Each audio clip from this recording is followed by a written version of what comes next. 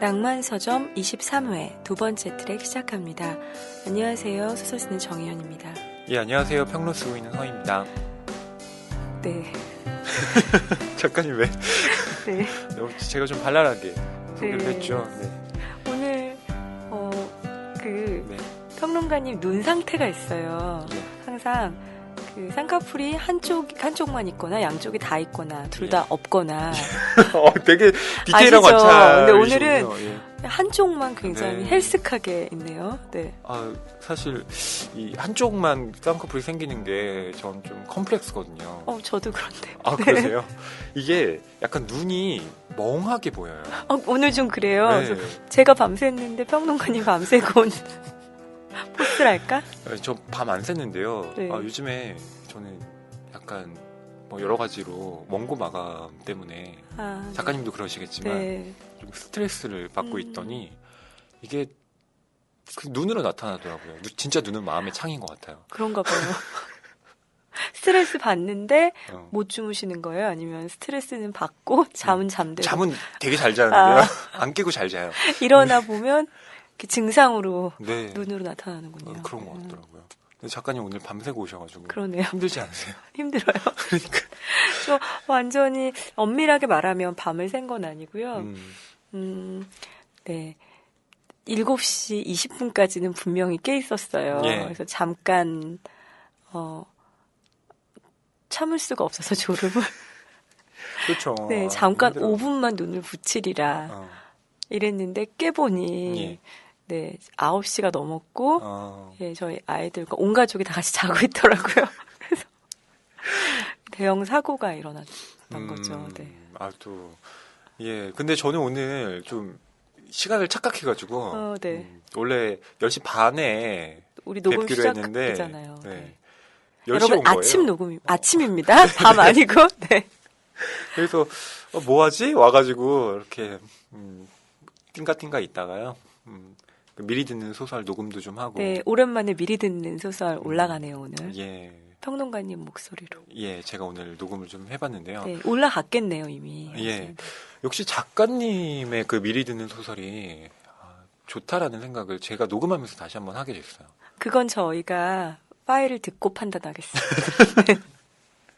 발음이 안 돼가지고 아침이라 아침 뭐 저녁 상관없이 발음이 안 됩니다. 근데 오늘 저희가 다룰 소설 그리고 어제 미리 듣기로 여러분들 이미 들으셨을 그 소설은요. 왠지 제 목소리보다 평론가님 음성으로 낭송하는 것이 더 잘 어울릴 것 같아요. 아유, 감사합니다. 이렇게 그게 감사합니다. 소설 내용과 감사합니다가 좀 좀 뭐라도 상관없어요. 네. 그냥 어울린다 그러면 좋더라고요. 네. 새해부터 이런 덕담을. 쌍둥이들의 비밀 노트. 네. 그렇죠. 그거에 대해서 저희가 또 이따 이야기를 하겠지만, 네.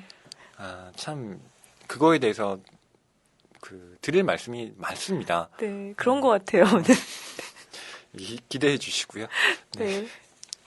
저희 댓글 남겨주신 분들 많으신데요. 소개해 드릴게요. 방랑 젊음 제이님. 네. 예. 정유현 작가님한테 3번 놀라셨다고. 처음에 소설을 읽고 놀라셨고, 그 다음에 미모를, 그리고 마지막으로 목소리를 듣고 놀랐다고. 오늘 비디오 나가는데 하필 이런 거. 밤새고 오신 날. 뭐, 방랑 젊음 제이님의 취향이니까. 네. 네. 예, 저는 뭐, 작가님한테 매번 놀라고 있기 때문에. 매번 제 다크서클에 놀라시죠? 아닙니다. 네. 네, 방랑 젊은 제이님. 예. 네. 작가님 언제나 응원합니다. 네. 남겨주셨고요. 감사합니다. 네.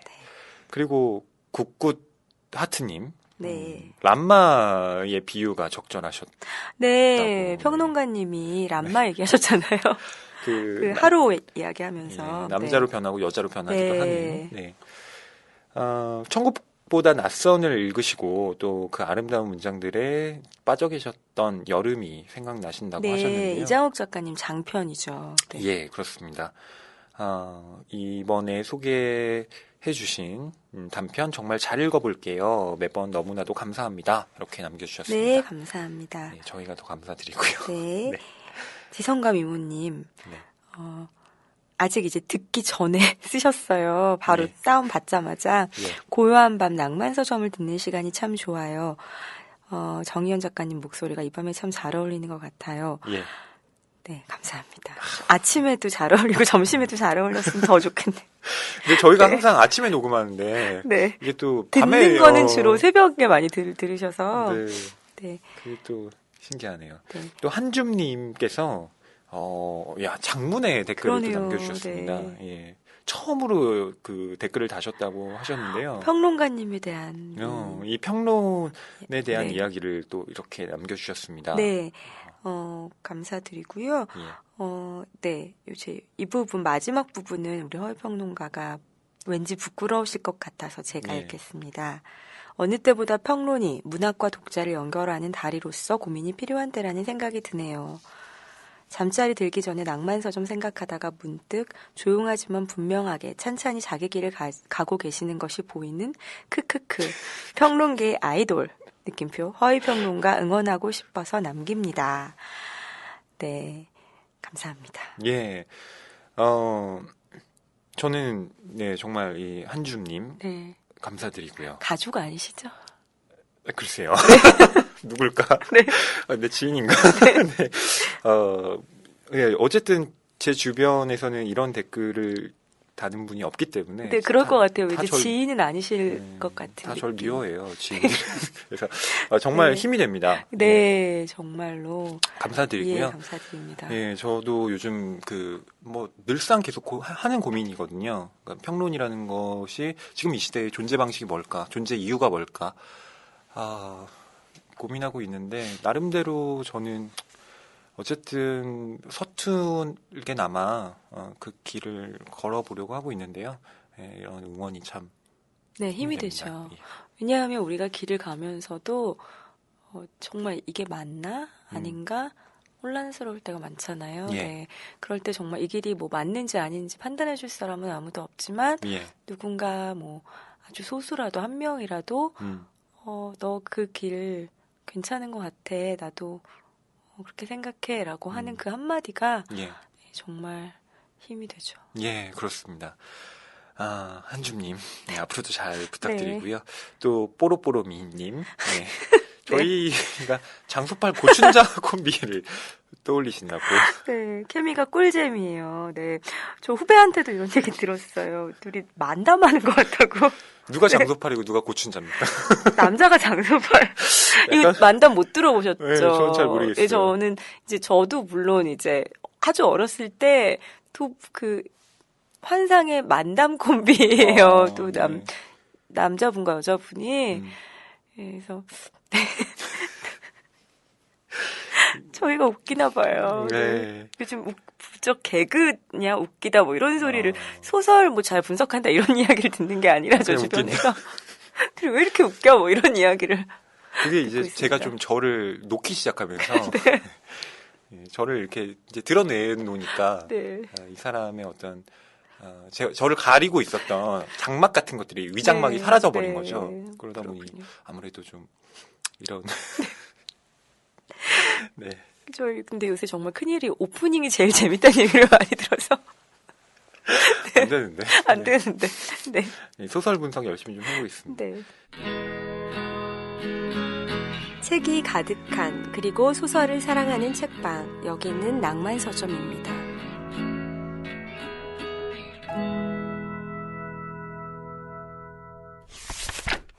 예, 저희 2부에서는요 항상 최근에 나온 소설 중에서 저희 마음대로 선정한 두 편의 소설들 한국 소설 2편 그리고 외국 소설 2편 여러분께 소개해드리고 있습니다. 예.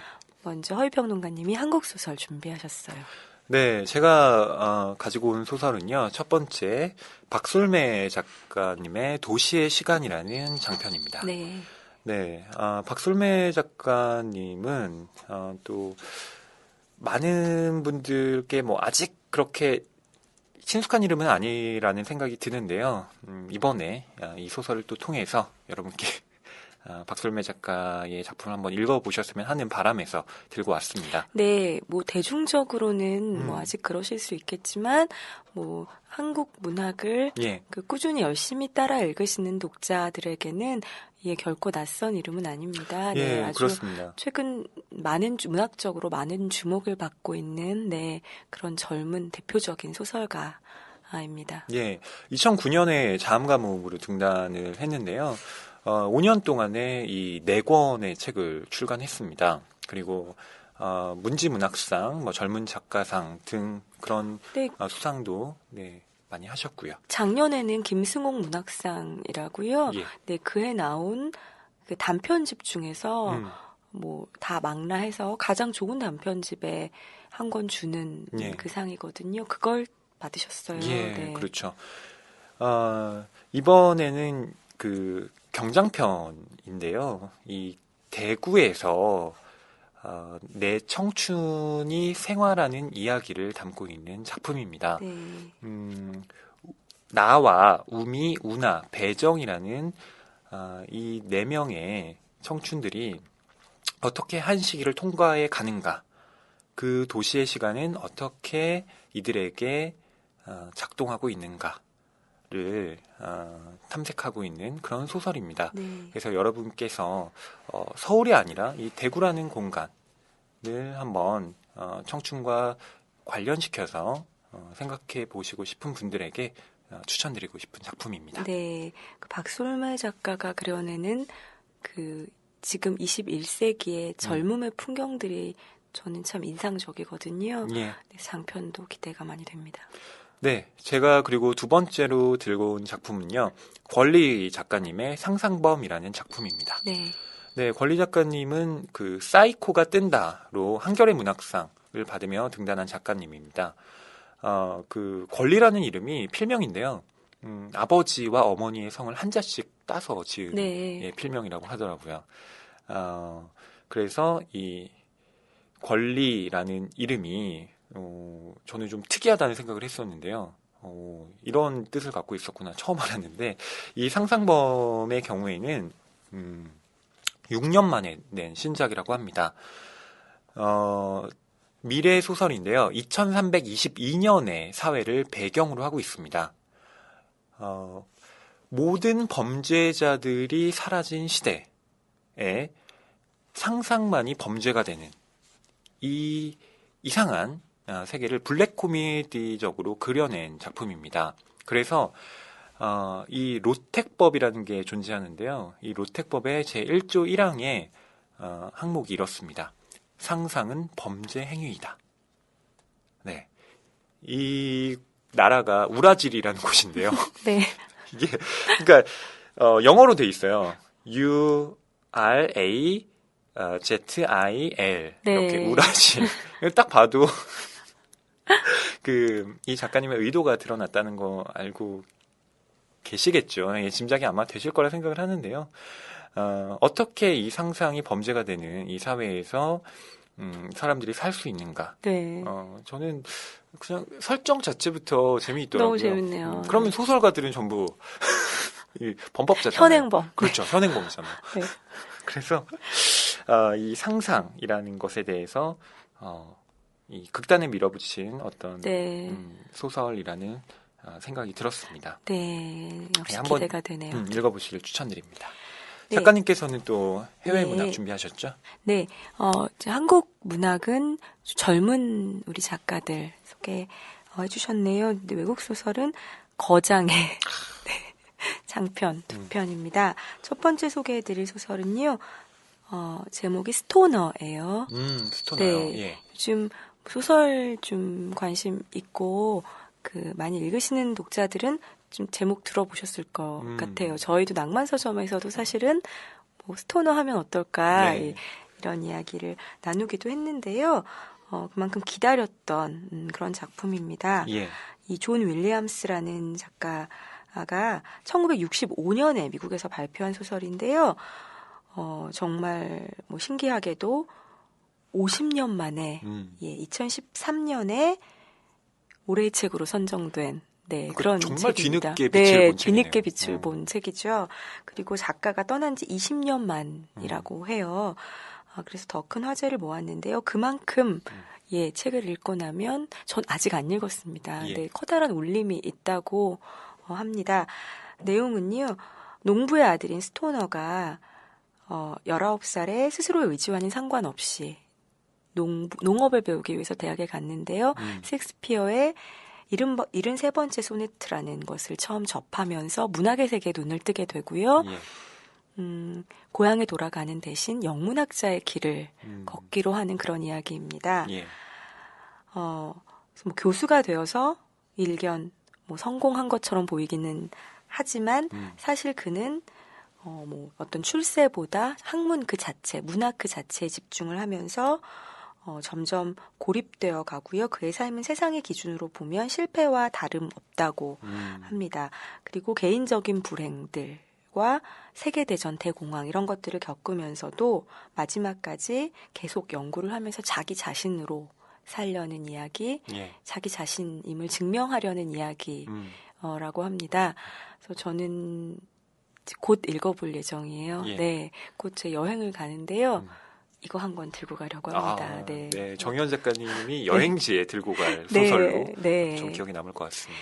예. 여러분도 같이 읽어보시면 네 좋을 것 같습니다. 예, 스토너. 네, 스토너고요. 두 번째는요, 코행 메카시의 신작이 나왔습니다. 네. 네. 코행 메카시 여러분들 다 너무 잘 아시죠? 예. 뭐 이 시대 최고의 거장 중에 한 명이라고 해도 손색이 없는 그런 작가고요. 네, 또 영화화 되면서 네, 또 많은 분들께 더 많이 그렇죠. 알려졌죠. 노인을 위한 나라는 없다. 네. 카운슬러라든가요. 네.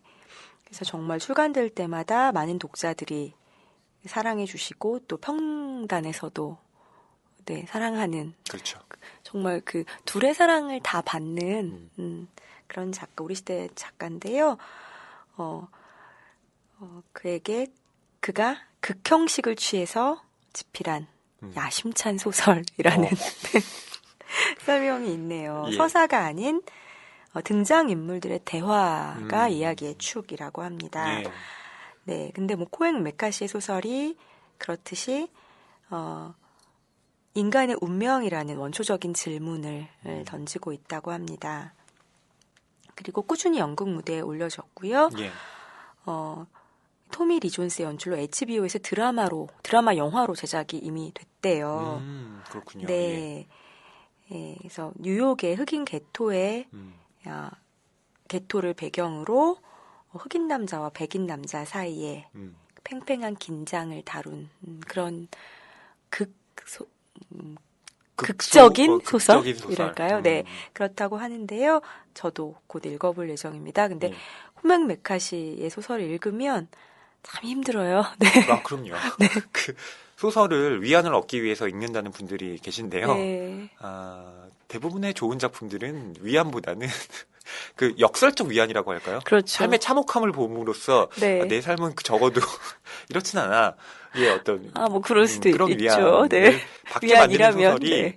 코맹 메카시인 것 같기도 하더라고요. 네, 저도 그런 면에서 코맹 메카시는 정말 뭐 그런 면인지는 모르겠지만 아주 평화로울 때보다 제가 좀 마음이 힘들 때 또 찾게 되는 그런 소설가예요. 네, 진짜. 근데 곧 저도 읽어보겠습니다. 네.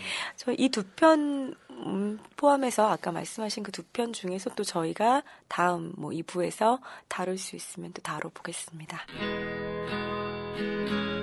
책이 가득한 그리고 소설을 사랑하는 책방 낭만 서점에 오신 것을 환영합니다.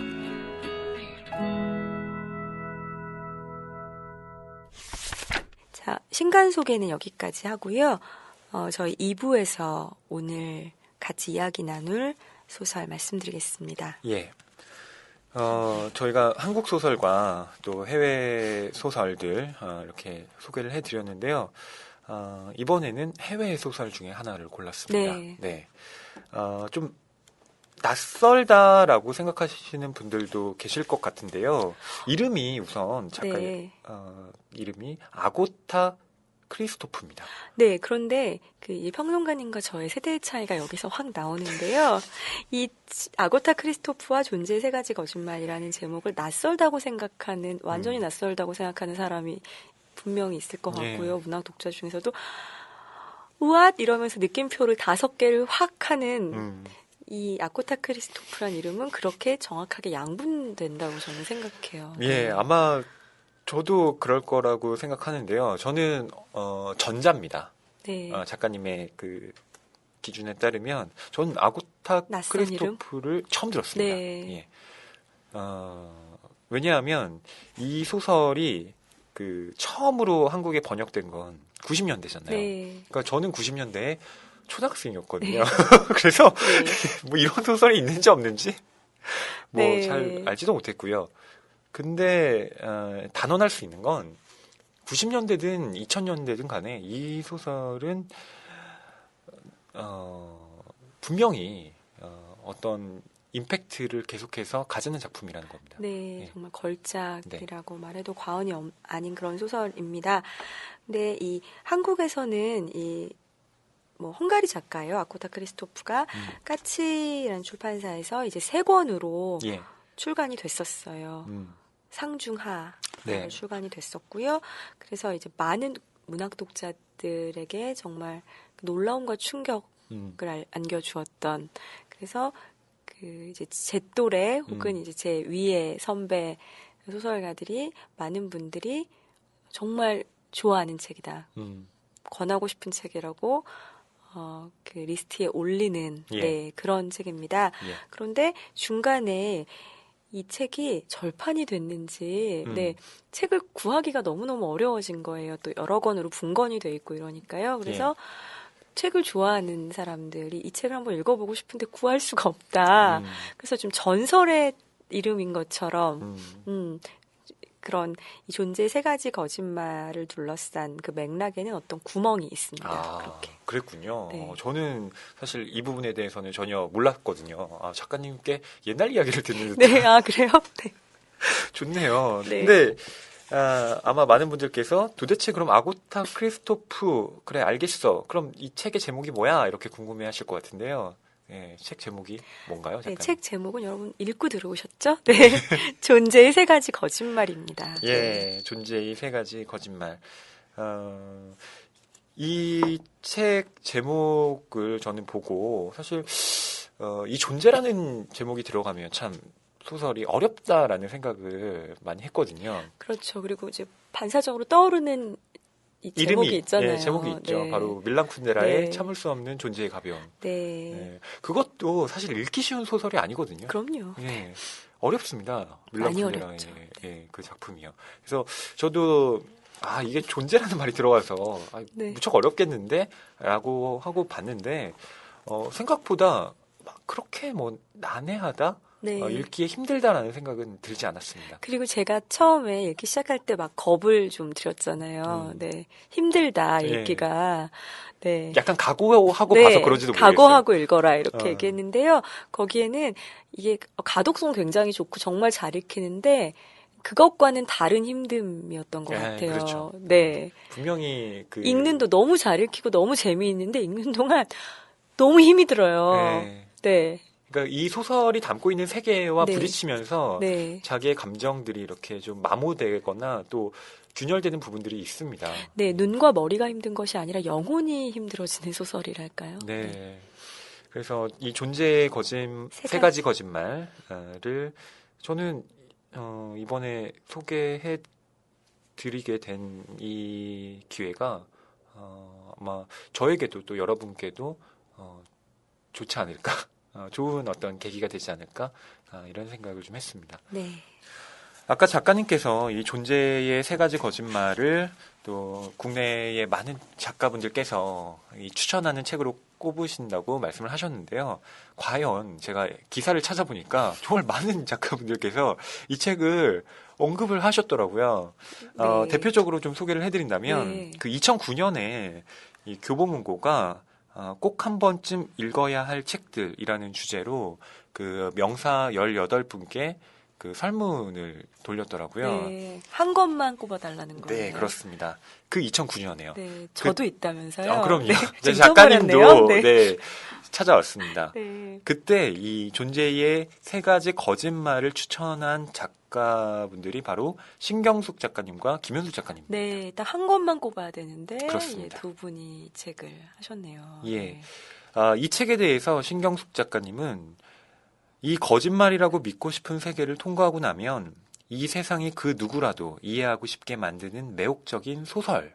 네. 예, 이렇게 말씀하셨고요. 김현수 작가님은 기이하고도 괴상한 사람들에 대해서 다루지만 끝까지 읽어보면 그게 우리와 크게 다르지 않은 사람들이라는 걸 알고 놀라기도 하고 다행스럽게 여기게 된다. 네, 이렇게 네. 밝히셨다고 합니다. 그렇군요. 그런데 정희연 작가님은 이 책을 꼽지 않으셨어요. 네. 그때 이미 구하기가 힘들었기 때문에. 네. 네. 여러분들 당시에 구하기 힘든 쉬운 책 읽으시라고. 예, 네. 정희연 작가님께서 꼽으신 소설이 뭐냐. 네. 제가 아까 녹음하기 전에 네. 슬쩍 말씀을 드렸더니 기억을 못하고 계시더라고요. 제가 좋아하는 책은 분명해요. 네. 누구냐면 중국 작가인 샨사의 소설 바둑두는 여자를 네, 꼽으셨습니다. 샨사가 중국인이긴 하지만 프랑스어로 네, 글을 쓰는 사람이에요. 네, 음. 바둑두는 여자도 샨사 장편인데요. 음, 저희 낭만서점에서 꼭 한번 하고 싶을 만큼 예, 아름답고 정말 멋진 소설입니다. 사랑에 대한 소설인데요. 둘이 만나지를 않아요. 그래서 마지막에 정말 운명의 순간에 딱 한 번 이렇게 하는 그런데요. 정말 제가 읽은 가슴 아픈 사랑에 관한 소설에 들어갑니다. 그래서 예. 언젠가는 꼭 같이 했으면 좋겠네요. 이 재밌는 게 작가님께서 방금 그 바둑두는 여자는 사랑에 관한 네. 소설이다라고 하셨는데 이 기사에는 정연 작가님의 멘트가 이렇게 되어 있습니다. 두렵다. 성장 소설이라는 것을 읽고 싶다면 이 책을 읽어볼 것. 네. 그러니까 사실 물론 성장을 하는데 사랑이라는 것도 네. 당연히 필수적인 것이지만 2009년에는 성장 소설이라고 표현하셨던 것이 지금 이제 기억을 다시 상기하셨을 네. 때는 사랑 소설로 또 바로 언급을 하신다는 것이 근데 재밌네요. 이 소설을 읽어보신 분들이라면 무슨 말인지 아실 것 같아요. 음. 정말 뛰어난 성장 소설이에요. 예. 그 한 소녀의 그리고 한 소녀와 한 소년의 그러면서 사랑에 관한 소설이기도 합니다. 그것은 꼭 그 소녀와 그 소년의 사랑이 아닐 수도 있어요. 네. 예. 저희가 한번 해야겠다. 예, 그러게요. 네. 존재의 세 가지 거짓말에 대해서 이야기를 하다가 갑자기 샤는샤로 네. 넘어갔는데요. 어쨌든 저희 네. 오늘 이 주제 도서는 그쵸? 예, 존재의 네. 세 가지 거짓말입니다. 또 이 두서 없으면 저희 매력이죠. 네. 한 권이라도 더 소개해드리려는 이 예, 곧 뭐 노력. 저희가 다룰 네. 거니까요. 뭐 책 대 책이든 뭐 네. 어디서든 꼭 하도록 하겠습니다. 이 존재의 세 가지 거짓말을 쓴 아고타 크리스토프에 대해서도 좀 소개를 해드려야 될 것 같은데요. 네. 아고타 크리스토프는 흔히 아가사 크리스티로 헷갈리시는 분들이 계시더라고요. 저 너무 크게 웃었네요. 죄송합니다. 아니 근데 이게 아가사 크리스티로 헷갈린 게요. 뭐 저만 그런 건 아니고 이 세계적으로 유명한 철학자죠. 슬라보의 지적도 마찬가지입니다. 이 책의 뒷부분에 보면 이 어수은 기자가 지적과 인터뷰한 것이 실려 있는데요. 짧게요. 거기서 나와 있죠. 네. 처음에는 정말 아가사 크리스티를 잘못 발음한 것인 줄 알았는데 네. 이 소설을 읽은 뒤 아가사의 추리 소설보다 아고타의 소설이 훨씬 더 무섭다는 사실을 깨달았다고 예. 말합니다. 네. 동의합니다. 예. 그 슬라보의 지적에게 가장 큰 영향을 미친 책이라고 되어 있는데요. 글쎄요. 네. 물론 뭐 네.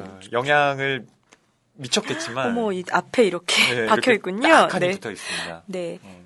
물론 그 한국에서 지금 슬라보의 지적이 가지는 위상이 워낙 뭐 높기 때문에 슬라보의 지적을 앞에 배치하신 것 같은데요. 사실 지적은 뭐 그 존재의 세 가지 거짓말뿐만 아니라 다른 여러 책과 영화들을 자기의 그 철학을 설명하는데 워낙 많이 참조하고 있기 때문에 네. 네. 그래서 이 아고타 아고타 크리스토프라는 작가 이름이 아가사 크리스티와 비슷하다. 뭐 어쨌든 그러한데요. 아고타 크리스토프는요, 1936년에 헝가리에서 태어났습니다. 2차 세계대전을 당연히 겪은 어린 시절을 보냈고요. 18살에 결혼을 하는데 그 결혼 대상이 자기 역사 선생님이랑 결혼을 합니다. 예. 그리고 1956년에 이 남편이 반체제 운동을 벌였는데요. 그때 이 아이를 안고 조국을 탈출해서 스위스에 정착하게 됩니다. 그래서 그곳에서 시계 공장에서 노동을 하면서 이 시를 쓰기도 하고요. 작품을 발표하기도 하는데 대학에는 좀 뒤늦게 들어갑니다. 27살에 들어가는데 그때 프랑스어를 배워서 70년대 이후부터는 이 프랑스어로 작품 활동을 합니다. 네. 한국에 많이 알려져 있지 않은 그런 작가긴 합니다. 예. 네. 그래서 이 작품의 경우에는 프랑스어로 네. 쓴 거죠. 작가가 오스트리아와 국경을 접한 헝가리의 시골 마을에서 어린 시절을 보냈다고 하는데요. 이 경험이 예, 이 소설들 속에 분명하게 나타납니다. 예. 그리고 개인적으로는 3남매였는데요. 작가와 작가의 오빠가 연년생이었다고 해요. 네, 그래서 늘 같이 붙어 다니고 그랬었는데 그것이 이 소설들에 등장하는 쌍둥이 형제의 모티브가 되었다고 작가가 직접 밝혔다고 합니다. 예. 네. 그 일부에 보면 저는 좀 충격적으로 봤던 게 이 고양이를 이렇게 막 매달기도 하고요. 그다음에 단식 훈련을 하거든요. 그렇죠. 부동자세 훈련도 합니다. 강해지는 훈련. 강해지는 훈련을 하는 거예요. 저는 이게 작가의 상상이겠거니 했는데 실제로 이런 걸 했다고 하더라고요. 네. 자전적인 경험이 녹아있는 어떻게 이런 걸 생각을 했을까. 어떻게 보면 전쟁이 만들어낸 하나의 그 증상이라고 할까요? 네. 네, 그렇게 보여지기도 하고요. 저희 이미 90년대 출간되어서 이 전설의 소설이 되었던 이 존재 세 가지 거짓말을 왜 지금 2015년 1월에 신간을 다루는 2부에서 이야기하냐 궁금하신 분들께 기쁜 소식을 전해드리려고 합니다. 까치에서 드디어 그 세 권을 한 권으로 묶었습니다. 예. 그래서 550페이지가 넘는 한 권으로 만들었어요. 예, 네. 합본을 했죠. 합본을 예. 했죠. 그래서 존재 세 가지 거짓말 1부, 2부, 3부로 이렇게 묶여서 나왔습니다. 예. 정말 저뿐 아니라 저희 가족 중에도 이 책을 진짜 좋아하는 사람이 있거든요. 네. 그래서 둘이 정말 마치 남들이 보면 월드컵에서 한국이 한 골 넣은 것처럼 네, 좋아했어요, 둘이. 저희 집에 한 권이 없거든요. 분명히 둘 다 그 책을 가지고 있었어요. 양쪽에. 상중하권. 네, 다 있었어요. 네네. 근데 그게 정말 이제 결혼하면 서재를 합쳤을 거 아니에요. 그렇죠. 그런데도 이게 뭐 앞에만 두 권, 막 뒤에는 없고 이런 식으로 이렇게 되어 있거든요. 그래서 그거 되게 네. 비극적인데. 네. 진짜로. 네. 상권만 두 번이고. 네네. 뭐 그런 식이에요. 네. 그래서 저희 항상 이거 어떡하냐면, 예, 그랬거든요. 예. 그런데 이렇게 돼서 정말 둘이, 네, 모처럼 기뻐했네요. 네. 네. 그런데 좀 아쉬운 점도 있습니다. 어떤 점이 아쉬우시던가요? 까치라는 출판사 되게 좋아하고 좋은 책 정말 많이 내는 출판사죠. 네, 그런데 늘 정말 약간 한 끝이. 네, 어떤 부분이 좀 한 끝이던가요? 표지. 표지요? 네. 표지가 왜요? 표지 너무해요. 사장님. 이 표지가요, 그림이 에곤 실레의 그림이에요. 예, 에곤 실레의 네. 그림입니다. 저는 에곤 실레 좋아해서 사실 저는 표지에 대해서 네. 좋았거든요. 그래서 이 쌍둥이 얘기니까 이게 지금 또 다른 자신을 이 자신이 이렇게 뒤에서 딱 껴안고 있는 그림이잖아요. 네. 그래서 저는 절묘하다라는 생각을 했는데 뭐가 약간 너무 느껴지죠? 노골적이랄까요? 너무 직접적이다. 네. 근데 저만 그런 줄 알았는데요. 저 인터넷에서 좀 봤습니다. 이 표지. 정말 좋아요 막 누를 뻔했어요. 근데 그리고 그럼 이렇게 그림을 살리던지 네네. 뭔지 알 것 같아요. 네. 이렇게 그러니까 그림이 전면이 실려 있는 게 아니고요. 네. 그 가운데 얼굴을 제외한 가슴과 이제 허리 부분에 딱 존재의 세 가지 거짓말 그리고 이 작가 이름과 뭐 이런 것들이 네. 실려 있습니다. 그래서 다 가려져 루카스 있어요. 플러스 클라우스는 나. 막 이런 거. 네. 우리 이런 거 안 써주셔도 아는데. 그러니까 네. 사실 띠지로 해도 될 것을 네. 표지에 네. 넣었다. 루카스 플러스 클라우스는 나가 아닐 수도 있는데, 네, 우리가 여러 가지로도 읽을 수 있는데, 이렇게 너무 약간 이제 약간 상상력을 조금 제한하는 측면이 조금은 있지 않나라는 게 아쉽습니다만, 그래도 감사합니다. 내주신 게 어디예요? 까치 출판사와 저는 뭐 무관합니다만 네. 굳이 제가 편집자 입장에서 생각을 해본다면 아마 조금 걱정을 하셨던 부분도 없지 않았을까 싶어요. 모를까봐. 그러니까 네. 네. 이게 너무 오랜만에 또 나오는 네. 거고 그리고 좀 어렵게 느껴질 부분들이 있으니까 네. 딱 이렇게 정의를 좀 해주는 거죠. 손쉽게 네. 읽을 수 있도록 약간 가이드를 제시해 주신 것 같아요. 네. 네. 그래서 뭐 슬라브의 지적이나 뭐 이런 뒤에 인터뷰를 네. 좀 넣어서 네. 이 소설이 막 어렵진 않구나, 네. 흥미를 끌겠구나 이런 의도가 네. 다분히 반영되어 있는 표지가 아닌가 생각합니다. 네, 아쉬움이 1%입니다. 99%는 내주셔서 감사합니다. 저는 사실 까치 출판사 하면 이제 기억에 남는 게 주로 역사서들이거든요. 네. 그리고 알랭도 보통 음, 왜 나는 너를 사랑하는가 아. 처음에 까치에서 나왔죠. 그랬군요. 네. 그래서 까치 하면 저희는 그런 그 맞아요. 역사 좋은 예, 그런 서를 책들. 잘 예. 펴내는 출판사를 알고 있는데요. 예, 앞으로도 좋은 책들 많이 부탁드리겠습니다. 혹시 출판사 관계자분들 듣고 계시다면. 그러면 이제 본격적으로 소설 안으로 들어가 볼게요. 예. 이 책은 상중 하가 합본되어 있다고 말씀을 드렸는데요. 제1부, 2부, 3부가 나누어져 있습니다. 제1부의 제목은 비밀노트, 제2부의 제목은 타인의 증거, 제3부의 제목은 50년간의 고독입니다. 네. 그래서 저희가 이 소설 이야기하기 전에 먼저 사전에 꼭 말씀드릴 사항이 있습니다. 이 1부, 2부, 3부는 마치 아고타 크리스토프라는 작가가 존재 세 가지 거짓말이라는 큰 제목을 붙이고요. 그 장편의 제목을 붙이고 1부, 2부, 3부를 그 장편 안에서 이런 구성을 했다고 이렇게 읽힐 확률이 아주 큽니다. 예. 예, 그렇지만 그것이 아닙니다. 예. 네. 원래는 그 비밀 노트를 1986년에 출간을 했는데요.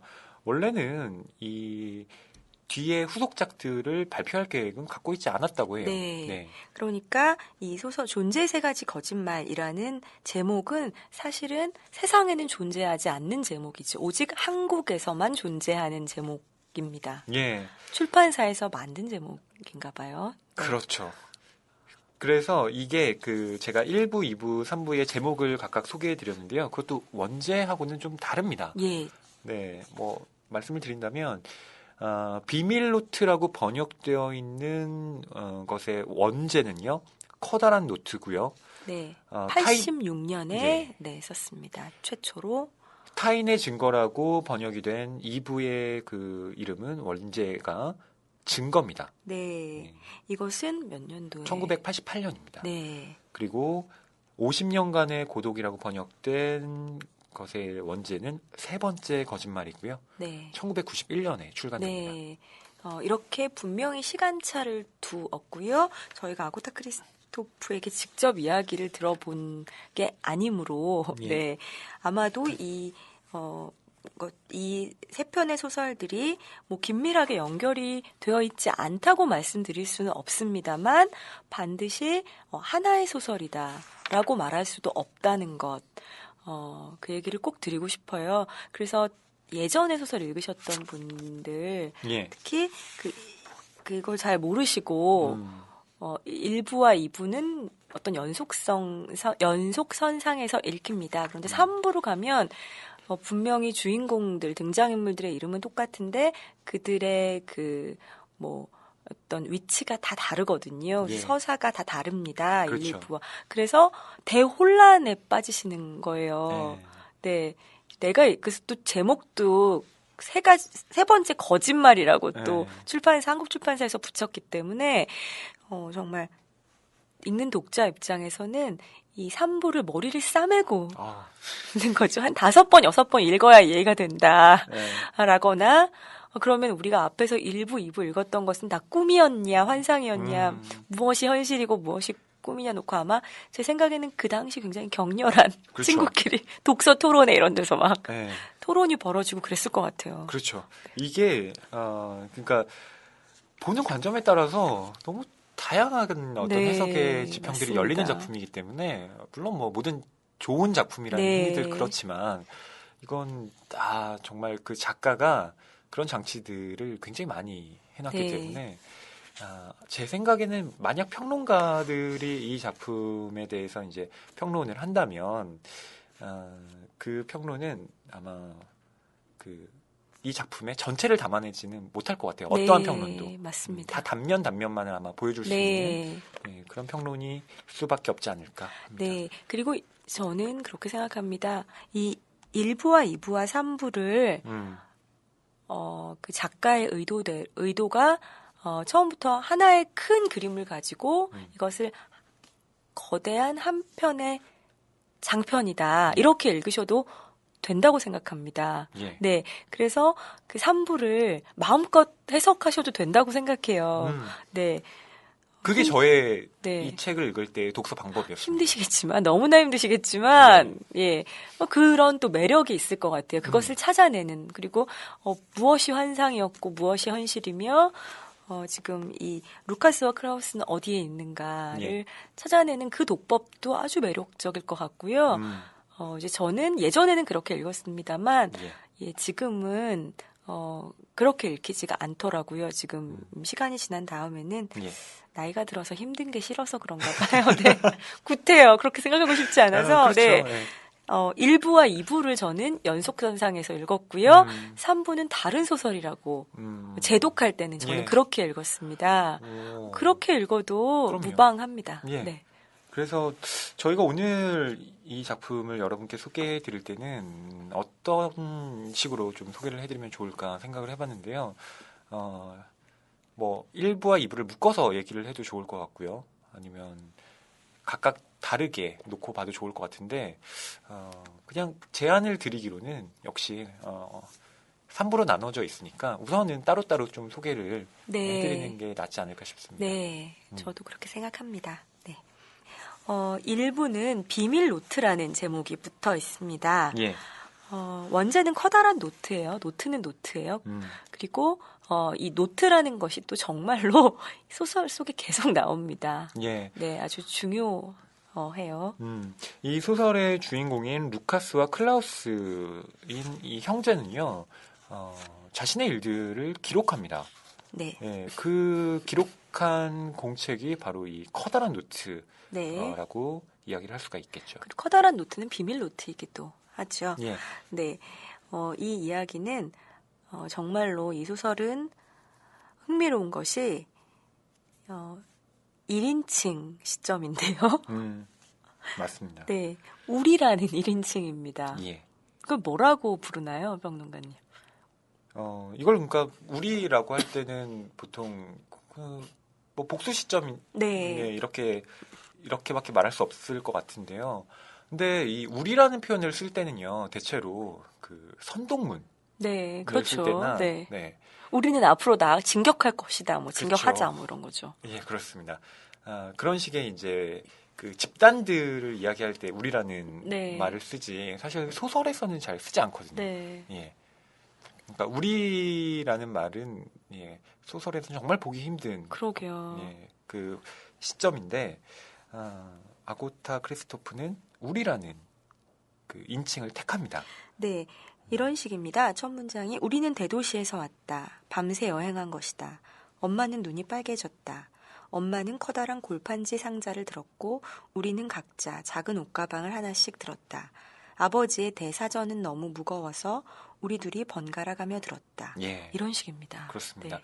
그러니까 시점에 대해서 우선 말씀드리려면 이 소설의 주인공이 쌍둥이라는 점을 네. 말씀드려야 될 것 같아요. 어린 소년 쌍둥이죠. 네. 그리고 이 두 쌍둥이는요, 완전히 연결되어 있다. 거의 동일인이다라고 네. 봐도 무방할 정도로 이 둘은 완전히 밀착해 있습니다. 같이 움직입니다. 예. 샴 쌍둥이 같은 느낌이 들어요. 그러니까 우리가 뭔가를 했다라고 했을 때 그들은 정말 한 몸처럼 네. 그렇게 이 소설에서 하기 때문에 네. 이 우리라는 것은 분명히 두 사람을 가리키지만 동시에 한 사람으로 읽히기도 네. 하는 거죠. 그래서 작가는 감정적 과잉에 빠지지 않으려고 예. 그리고 주관적인 표현을 배제하려고 우리라고 썼다라고 해요. 근데 저는 이 얘기를 듣고 다시 읽으니까 정말 그렇더라고요. 우리라는 그 전 한 번도 생각해 보지 않은 인칭인데요. 소설 쓰는 사람 입장에서 그렇죠. 네. 그럴 수 있겠다. 음. 예, 오히려 우리는 우리기 때문에 나와는 달라요. 예. 네, 그래서 나라면 속일 수 있지만 우리는 서로가 서로 나들이잖아요. 나들이기 때문에 맞습니다. 서로가 서로를 감시하기 때문에 그렇게 감정적 과잉으로 빠질 때 한 사람이 잡아줄 수밖에 없는 거죠. 예.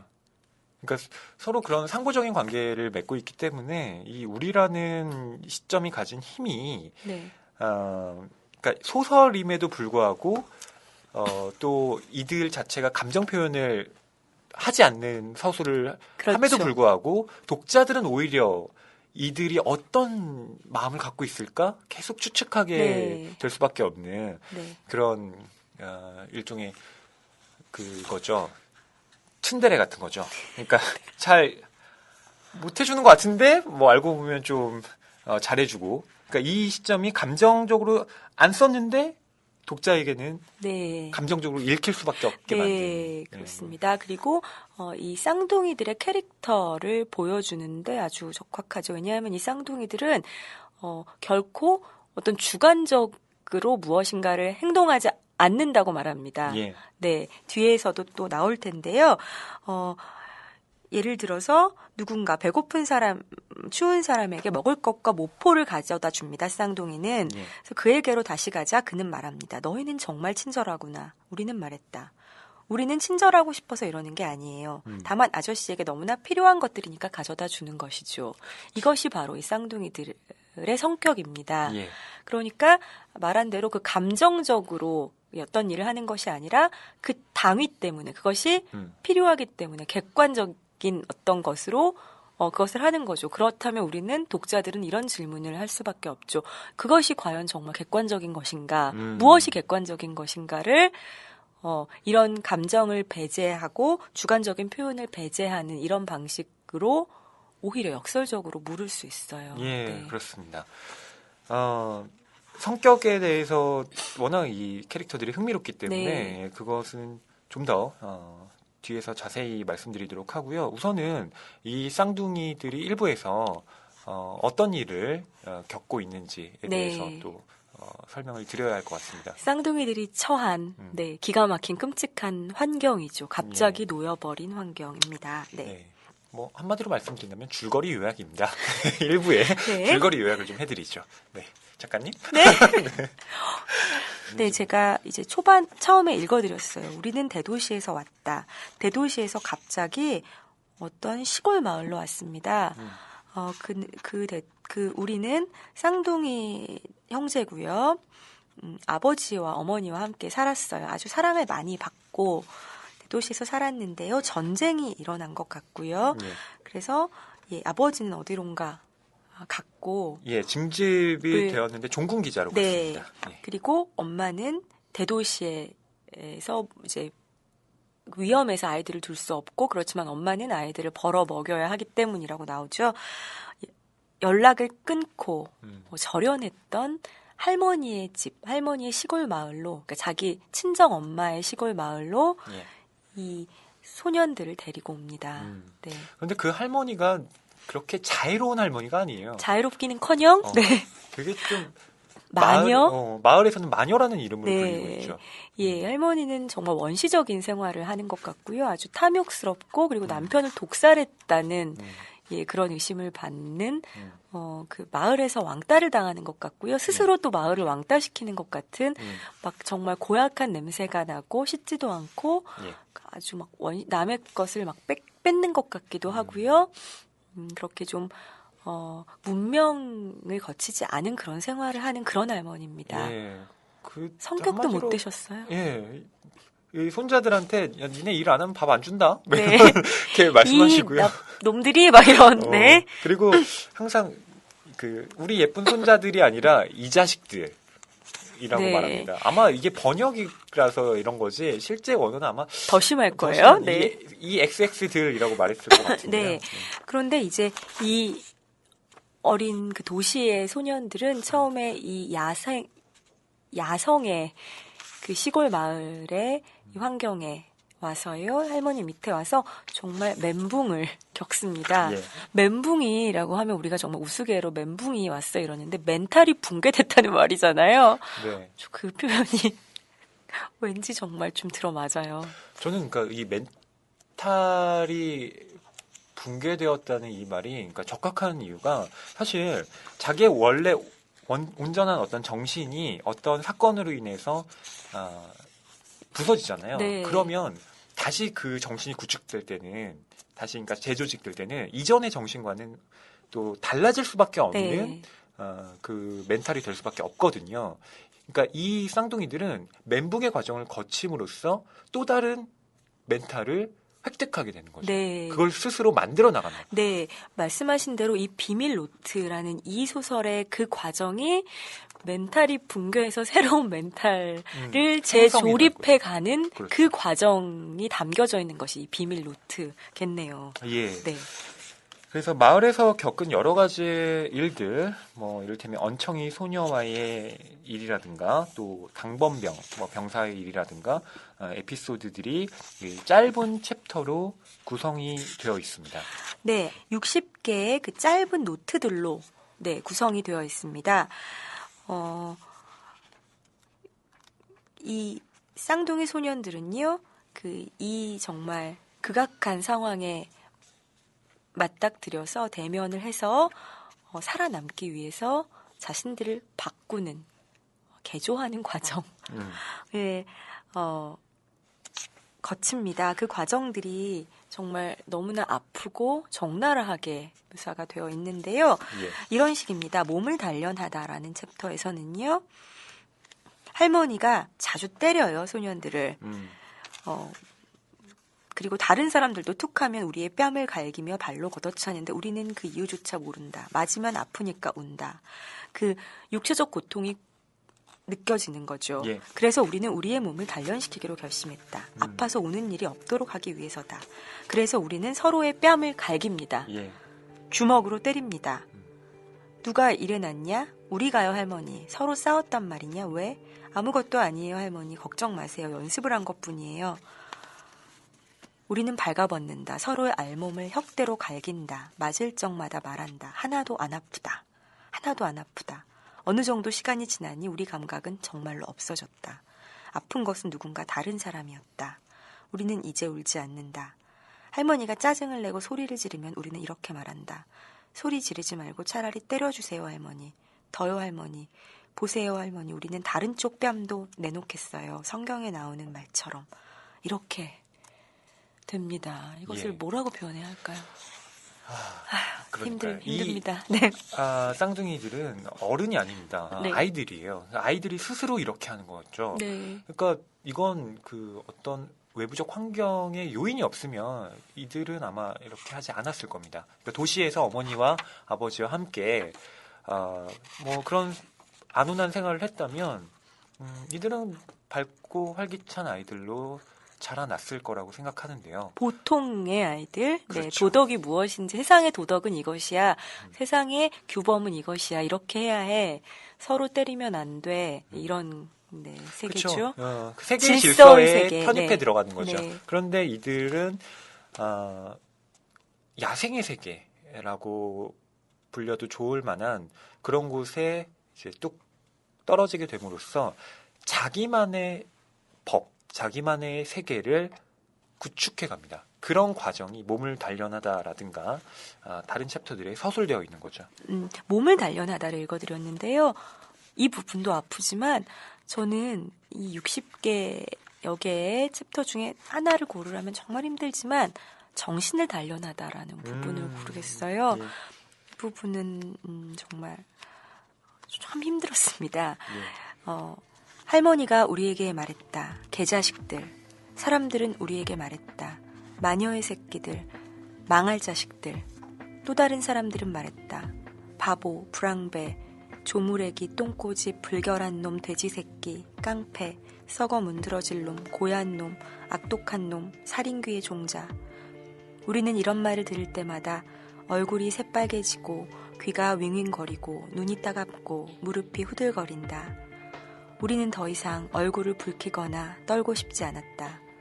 우리에게 상처를 주는 이런 모욕적인 말들에 익숙해지고 싶었다. 우리는 부엌 식탁 앞에 마주 앉아서 서로의 눈을 똑바로 쳐다보며 이런 말들을 되는 대로 짓거려댔다. 점점 심한 말을. 하나가 말한다. 더러운 놈, 똥구멍 같은 놈. 다른 하나가 말한다. 얼간이, 추잡한 놈. 우리는 더 이상 할 말이 생각나지도 않고 귀에 들리지도 않게 될 때까지 계속했다. 우리는 매일 30분씩 이런 식으로 연습을 하고 나서 거리로 바람을 쐬러 나간다.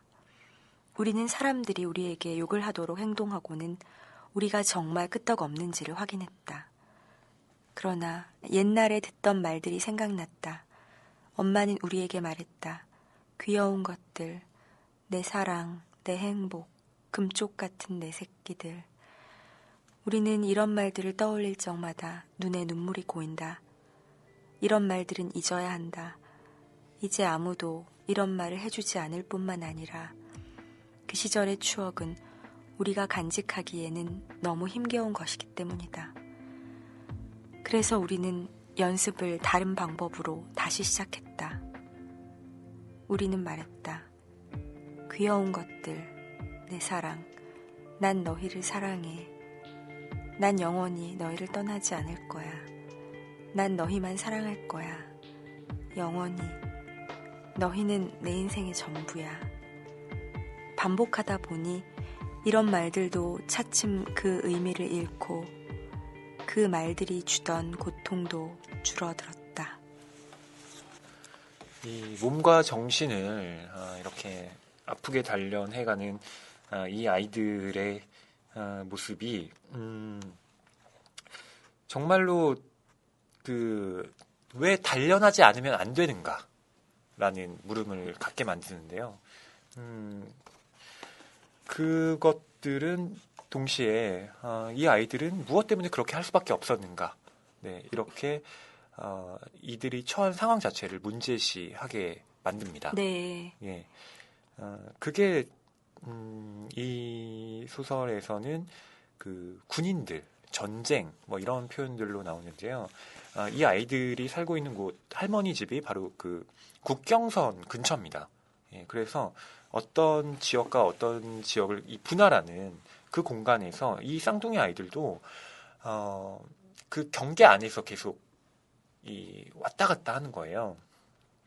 그러면서 이곳에 점령군이 있을 때, 또 점령군이 물러가고 해방군이 왔을 때, 이 아이들의 어떤 삶의 행태들도 이 변화를 또 겪게 되거든요. 네. 그런 면에서 이 아이들이 성장하면서 겪게 되는 어떤 분화의 지점들과 그 역사가 그 안에서 또 그 뭐 전쟁과 뭐 이런 것을 통해서 분화해가는 지점들이 서로 계속 조응하면서 네. 이 소설이 맞물리고 있는 그런 지점들을 좀 읽어보면 네. 이 의미가 좀 풍부해진다는 생각이 네, 듭니다. 그렇습니다. 서로 그 바깥의 의미와 이 소년들의 그 내면적인 들이라고 해야 할까, 자라고 해야 할까 헷갈립니다. 저는 만약 이걸 글로 쓴다면 네. 괄호치고 자들이라고 그러네요. 네. 네. 분화되어 있지 않은 것 어. 같은 이 가로 열고 들이 정말 이렇게 계속 겹치고 스미면서 어떤 의미망들을 만들어냅니다. 네. 예, 그렇죠.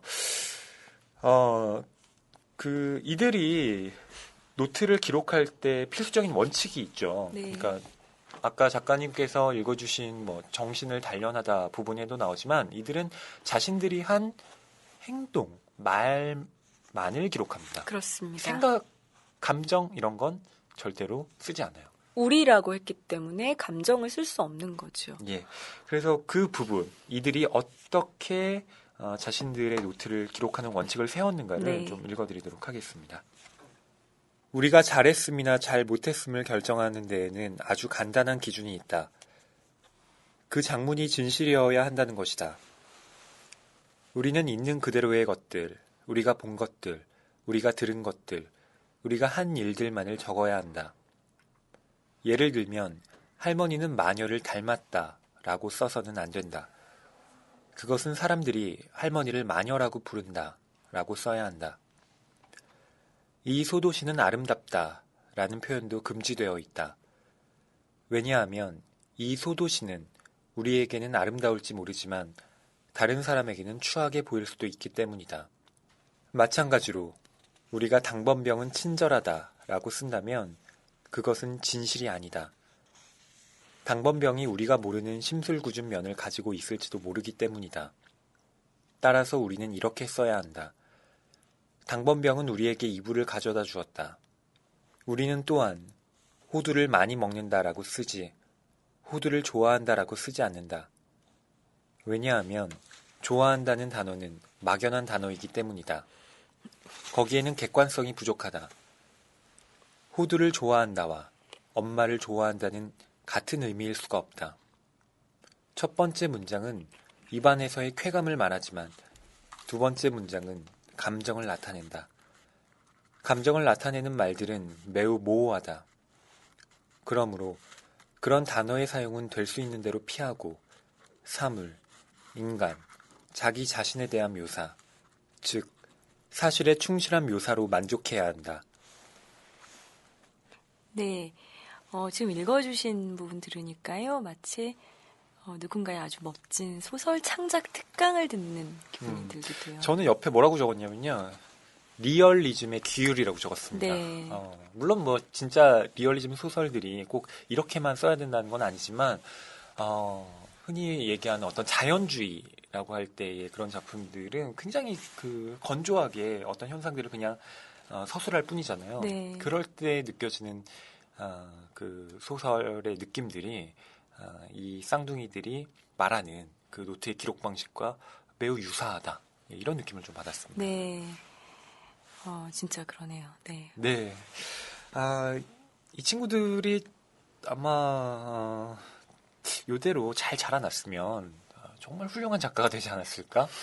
물론 그 노트를 우리가 지금 보기 때문에 이 소설이 좋다라고 느끼는 것일 텐데 결국 그 어떤 작품을 쓸 때 서정을 정말 아름답고 정밀하게 묘사하는 그런 하나의 경향이 있는 반면에 굉장히 냉정하고 그 건조한 문체로 또 어떤 것을 서술해 나갈 때 느끼는 그 하나의 작품 경향이 있잖아요. 네. 그러니까 그것의 어떤 우위를 뭐 얘기할 수는 없지만 분명히 그 건조하게 어떤 현상들을 서술할 때에 가지는 그 소설의 힘이라는 것.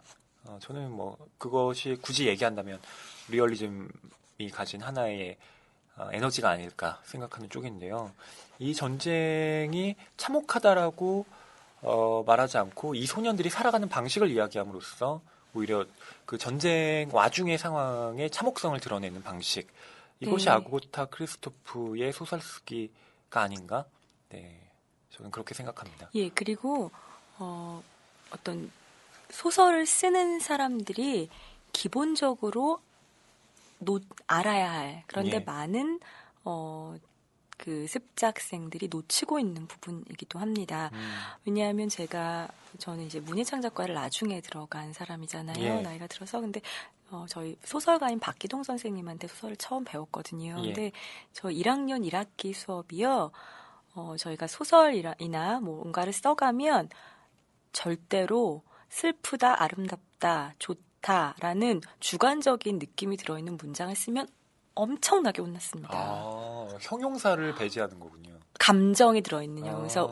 왜 슬프다, 그녀는 슬프다라고 쓰지 말라고. 예. 왜냐하면 그녀는 슬프다 한 줄로 끝날 것을 한 페이지, 두 페이지를 이 그녀가 있는 이 환경, 이 방 안을 묘사함으로써 쓸 수 있는데, 커튼이 어떻게 흔들리는지, 불빛이 어떤지, 그녀의 뭐 눈썹 모양을 어떻게 그녀가 그렸는지, 그것을 통해서 슬픔이라는 그 슬픔과 비슷한 혹은 그 더 넓은 어떤 정조를 표현할 수 있는데, 슬프다라고 해버리면 너무 그 느낌을 독자들에게 강요하는 것이다.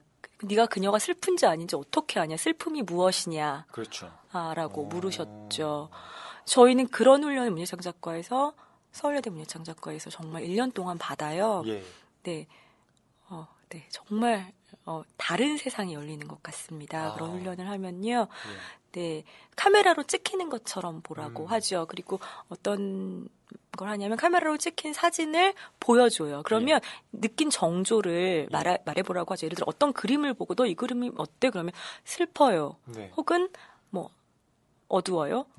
이렇게 여러 가지 얘기할 수 있겠죠. 근데 슬픈 게 너는 슬픈 게 뭔데? 그렇게 말하면 저는 슬픈 게요. 하고 뭐라고 하겠죠. 근데 허위 평론가님이 말하는 슬픔과 제가 말하는 슬픔은 전혀 색깔과 뭐 깊이와 여러 가지가 전혀 다를 수 있는 슬픔인데 우리가 그렇죠. 슬프다라는 주관적인 말로 그 상황을 표현해 버리면 안 된다는 거죠.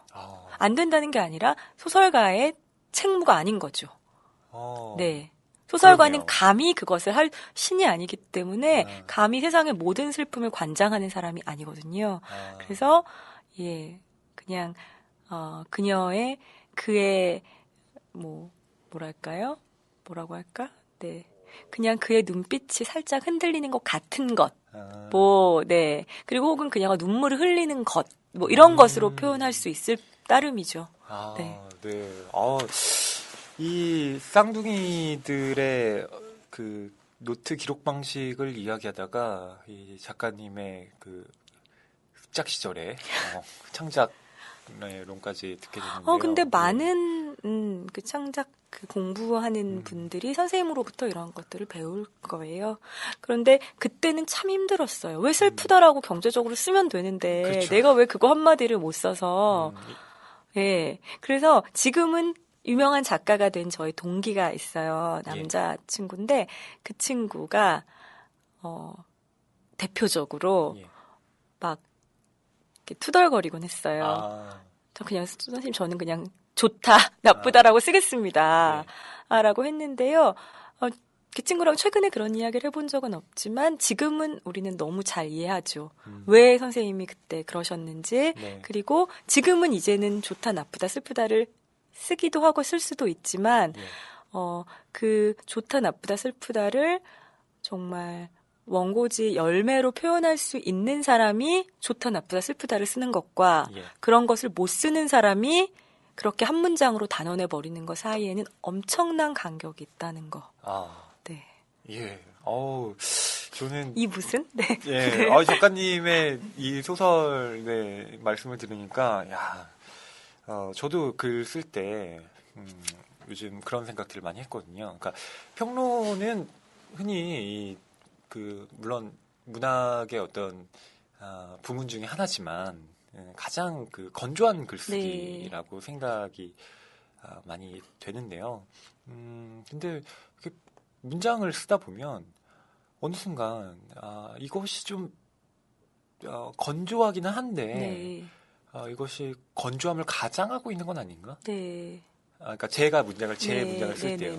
그러니까 어떤 작품에 대해서 내가 문학에 대해서 이야기를 하면 그것은 당연히 어떤 나의 정서와 그것이 결합된 것일 테고 내가 그것을 분석하거나 설명하기 위해서 문장을 쓰는 것일 텐데 왜 나는 내가 느낀 어떤 정서의 결들을 이렇게밖에 표현하지 못하는 거지?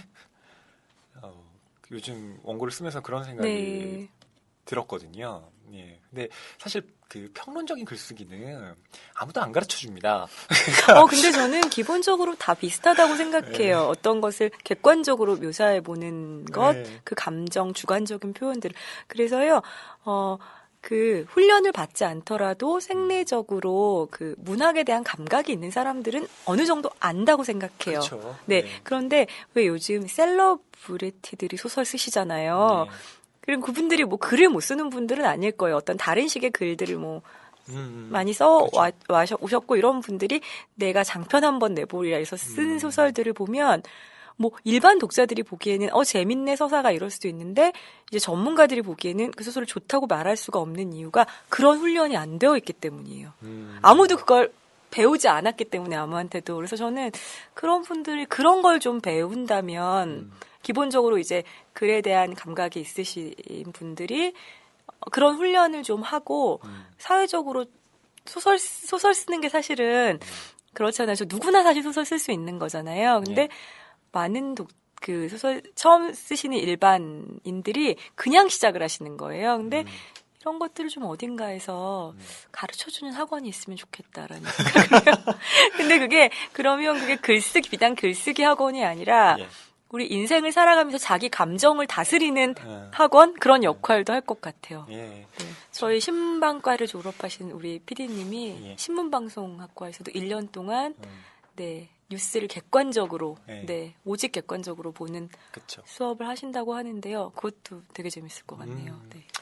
저는 그 수필을 쓰시는 그 아마추어 분들의 작품을 이렇게 좀 검토해드리고 이렇게 조언을 해드린 적이 있었어요. 네. 그때 제가 가장 많이 드렸던 말씀 중에 하나가 절대 독자보다 먼저 슬퍼지시면 안 됩니다. 그런 분들은 너무 먼저. 그러니까 보통 이제 수필이라는 거, 그러니까 당연히 이제 자기 경험에서 일어난 일들을 쓰시는 거니까요. 갑자기 뭐 혼자 하늘이 무너지시면, 예. 네, 우리는 어떻게 아직 눈물도 안 났는데. 네. 아니, 그러니까 제가 그분들이 네. 겪으신 뭐 그쵸. 삶에 대해서 제가 감히 평가할 수 없지만, 그렇죠. 다만 이제 그것을 글로 표현할 쓸 때, 네. 뭐 억장이 무너졌다. 이런 이제 예를 들어 이런 문장으로 자신의 감정을 표현한다면, 사실 읽는 사람은 정말로 억장이 무너졌는지 알 길이 없다는 거죠. 그렇죠. 네. 그러니까 그것을 좀 더 좀 풍부하게 네. 서술을 해주셨으면 좋겠습니다. 뭐 이런 식의 조언을 예전에 좀 해드렸는데요. 아마 작가님께서 말씀하신 그 감정이 담긴 형용사에 네. 관한 그 소설의 절제라고 할까요? 제어도 그 맥락과 맞닿아 있지 않을까 싶습니다. 네, 그런 분들께 바로 이 쌍둥이들의 비밀 노트를 권합니다. 정말이에요. 이거 통독하고 나시면 이 정말 가혹한 상황에 있는 이들이 얼마나 이 감정 표현을 객관적으로 이 자신들의 상황을 서술을 하면서 얼마나 우리를 아프게 만들 수 있는지 보는 사람을 얼마나 참혹하게 만들 수 있는지를 읽어서 경험하고 나시면 아마 또 글쓰기에 신세계가 열릴 거라고 생각합니다. 예, 그렇습니다. 이 쌍둥이들이 그 어떻게 보면 이 선과 악의 기준에서 좀 한 발짝 떨어져 있는 듯한 그쵸. 그런 캐릭터들입니다. 어떤 행동을 보면 진짜 악해요. 예. 어쩜 저렇게 완전히 악마 같다라고 표현할 수 있는 사람을 뭐 죽이거나 예. 뭐 이런 것들을 그냥 하고요. 예. 그런데 또 어떻게 보면 천사 같기도 해요. 예. 네. 뭐라고 표현해야 할지 모르는 그런 그걸 존재들이죠. 이제 이 책을 읽은 슬라보의 지적이 뭐라고 얘기를 하고 있냐면 쌍둥이의 행위를 결정짓는 것은 이웃이나 상대방이 진정 원하는 일 이걸 한다는 겁니다. 그러니까 네. 상대방이 뭘 원하느냐 상대방이 예를 들어 뭐 돈을 갖기를 원한다. 그럼 쌍둥이들은 돈을 갖다 줍니다. 줘요. 네. 근데 그 상대방이 자살하길 원해요. 난 이 세상이 너무 싫어. 죽고 싶어. 라고 나 좀 얘기하면 도와줘. 그럼 도와줍니다. 네. 죽음을 도와줘요. 네. 이런 식인 거예요. 그러니까 그거에 대해서 이제 지적이 얘기하는 것이 철학자로서 자신이 꿈꾸는 이상적인 세계가 그 안에 있다. 네. 공감이나 감정이입 없이 자동 반사적으로 윤리를 행하는 것. 네. 그것이 바로 이 책이 갖고 있는 어떤 가치가 아니냐라고 네. 지적이 얘기하는 건데요. 글쎄요, 저는 약간 이 소년들의 어떤 상대방이 원하는 걸 해주는 이 행위가 과연 그 세상을 더 좋게 만들까? 네. 이런 생각을 사실 이 지적의 인터뷰를 보면서도 네. 했었거든요. 저희가 뭐 사실 지잭이 정말 이 인터뷰에서 어떤 말을 했는지 그 정확한 워딩을 우리가 들은 게 아니라 그 워딩을 번역을 했고 그 부분은 그것을 또 기자가 인터뷰를 했고 그것을 우리는 그 인터뷰를 또 발췌한 것으로 읽었기 때문에 이 정확한 뜻이 뭔지는 저로서는 저는 판별 잘 못하겠네요. 네.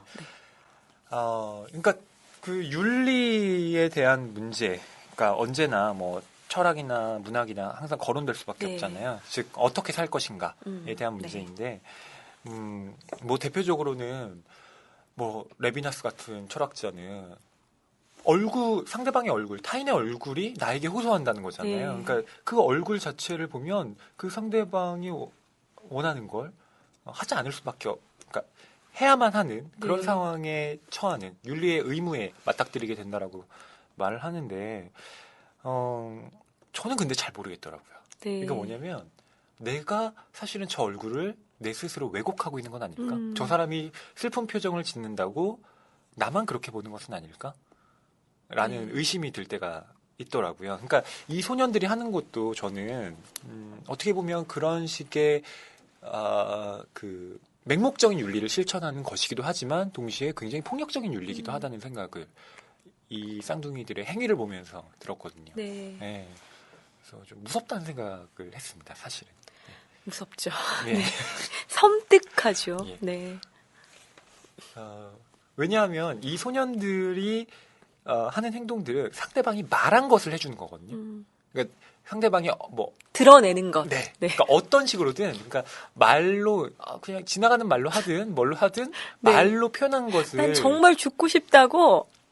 그래, 너 근데, 죽고 싶구나. 네. 네. 사실 사람들은 그렇지 않잖아요. 그렇죠. 저만 해도 네네. 제가 말하는 게 맞아요. 다 100% 진실이 그렇죠. 아니에요. 네. 제 말이.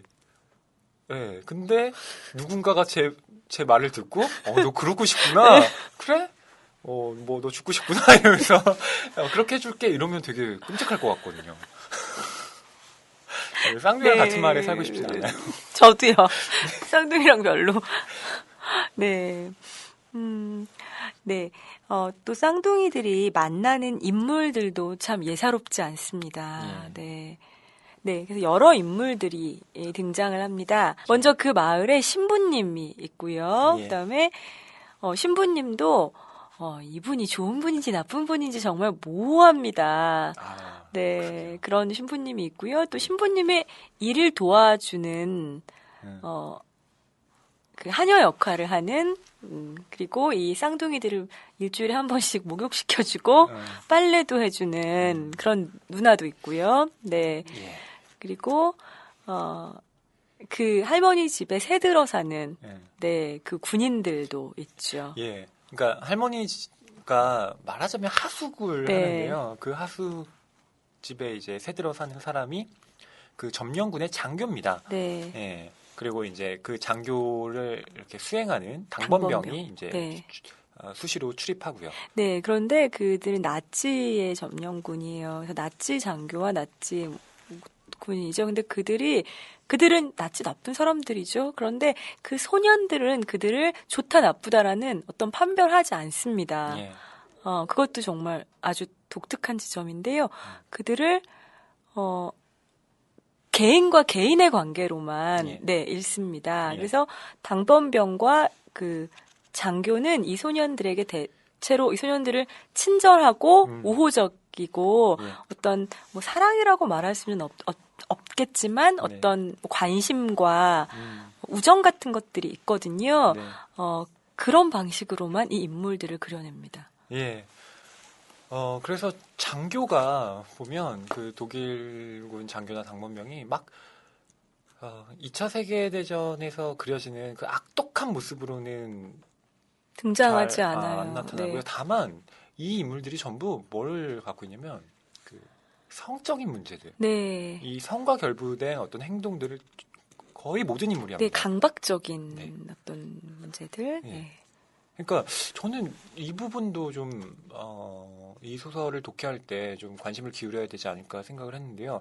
왜 전쟁인 그런 비상 상태의 상황에서 성이라는 것이 항상 네. 그 개입되는 것일까? 어떤 네. 그 개인의 그 영혼의 음, 또 붕괴되는 과정에 대한 징후랄까요? 예. 예, 이런 식으로 표현했다고 저는 그렇게 읽혀요. 그러니까 이 캐릭터들을 보면요, 네. 언청이 소녀가 나오는데요. 역시 성에 과도하게 예. 뭐 그렇게 하다가 또 그런 식으로 죽는 걸로 나오죠. 예, 네. 그렇습니다. 그러니까 이 언청이 소녀는 그 용모 때문에 그리고 네. 여러 가지 요인에 의해서 남자들의 사랑을 받지 못하죠. 그래서 이 그녀가 선택한 방식은 수간입니다. 네, 예. 수간을 하는 처음에 장면이 시작을 나오고요. 해요. 네. 예, 그걸로 굉장히 이제 읽는 사람도 굉장히 깜짝 놀라는. 충격적이죠. 네. 그리고 나서 이제 그녀가 그 세상을 떠나는 방식, 그러니까 죽는 방식도 이제 그 네네. 강간이죠. 윤간이죠. 예, 네. 윤간을 당하고 뭐, 이제 당하는 죽는 거죠. 건지 본인이 원했는지 모호하게 처리가 예. 되고 어쨌든 그런 방식으로 죽습니다. 예, 그리고 또 이 소설에 나타나는 그 독일군 장교도요, 동성애, 네네. 예, 예, 그 성적, 예, 그 취향이라기보단 그걸 뭐라고 얘기해야 될까요? 네. 그냥 동성애자인 자인데요. 거죠. 근데 그것은 그때 당시 동성애자라는 거 굉장히 커다란, 물론 뭐 지금도 뭐 복잡합니다만 그 당시에 그 전시에서 나치군 장교가 예, 동성애자라는 것은 음, 정말 알려지면 안 되는 것이고 너무나 커다란 그럼요. 문제인 거잖아요. 그래서 그런 어떤 치명적인 그것을 주는 그런 그 개인을 정말 고독한 개인이게 하는 것. 그 사람을 어떤 나치의 점령군의 장교라는 그런 이름이 아니라 그 개인, 한 명의 개인으로 일종의 소수자. 네, 예, 그렇게 바라보게 하는 것. 우리는 누구나 또 그렇다는 거죠. 예, 예, 그럴 때 저는 아주 효과적인 장치였다고 생각해요. 예. 그리고 또 한 명의 인물이 그 나중에 루카스가 이 양육을 책임지게 되는 아이가 있는데요. 2부에서. 예. 네. 그 아이의 경우에는 그 근친상간, 아버지와 딸의 관계에서 태어난 태어난 아이. 아이입니다. 네. 그러니까 이런 식으로 그 복잡한 일종의 성적 관계들이 이 소설 안에 계속해서 등장을 하는데요. 저는 뭐가 생각이 났냐면 감각의 제국이라는 영화가 있습니다. 네. 예. 그 감각의 제국이 뭐 보신 분들이 계실 텐데요. 저는 그 감각의 제국을 보면서 처음에는 이거 되게 이상하다, 기괴하다, 이상한 성애야라고 생각을 했거든요. 네. 근데 그걸 몇 번 이렇게 다시 보다 보니까 이 영화가 그 2차 세계대전을 배경으로 하고 있는 거예요. 네. 그러니까 일본의 네, 그 그렇죠. 전시에서 그 한 남자와 한 여자의 집착적인 성애를 네. 계속해서 다루는 거예요. 네. 근데 그 영화의 한 장면 중에 그 결말 부분에 약간 이제 그 뒷부분에 가면 그 남자가 이렇게 길에서 그 행진을 하는 그 일본 군인을 그냥 물끄러미 바라보는 장면이 나옵니다. 그리고 그 남자는 이제 다시 퇴장을 하거든요.